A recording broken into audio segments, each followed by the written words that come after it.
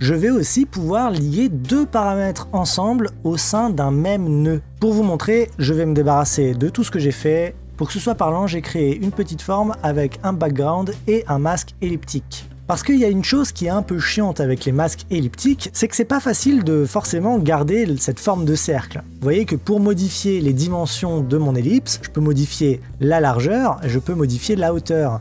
Mais du coup, si je veux garder la forme de cercle, il faut que je modifie les deux aux mêmes valeurs tout le temps. Et c'est chiant. Mais heureusement, dans Fusion, je peux lier deux valeurs ensemble. Et on va pour ça passer par les expressions. Je vais faire un clic droit sur l'image clé de l'une de mes deux valeurs et afficher les expressions. Et là, c'est exactement comme dans After Effects en fait. Je vais pouvoir écrire tout un tas de formules mathématiques et d'autres choses afin de gérer la valeur de mon paramètre comme je le souhaite. Mais là, ce qui nous intéresse tout particulièrement, c'est ce petit plus tout à côté qui va beaucoup rappeler à ceux qui travaillent sur After Effects l'outil petite spirale qu'on tire d'un effet à un autre pour les lier. Bah oui, parce que c'est exactement le même principe. Si je clique et glisse mon petit plus, je vais pouvoir tirer ce lien. Et ce lien, je vais pouvoir l'amener à n'importe quelle autre valeur de mon nœud. Là, en l'occurrence, je vais lier la hauteur avec la largeur. Donc je lâche au-dessus de l'autre paramètre, paf, et on voit que dans l'expression, il a marqué purement et simplement le nom du paramètre avec lequel je l'ai lié. Et ainsi, quand je vais modifier le paramètre de largeur du cercle, et ben ça va modifier le paramètre de hauteur tout pareil parce que les deux sont liés, ce qui va me permettre de garder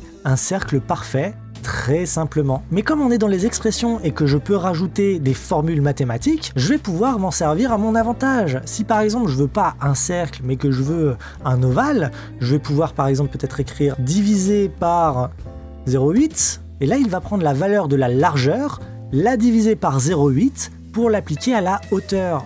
Et bien sûr, lier deux paramètres ensemble, ça marche avec n'importe quel paramètre. Si je voulais lier la hauteur de mon ellipse, non plus avec la largeur, mais avec, je sais pas moi, l'opacité de mon masque, je serais allé dans Level, et là on voit que plus je baisse l'opacité de mon masque, plus la hauteur de mon ellipse diminue aussi.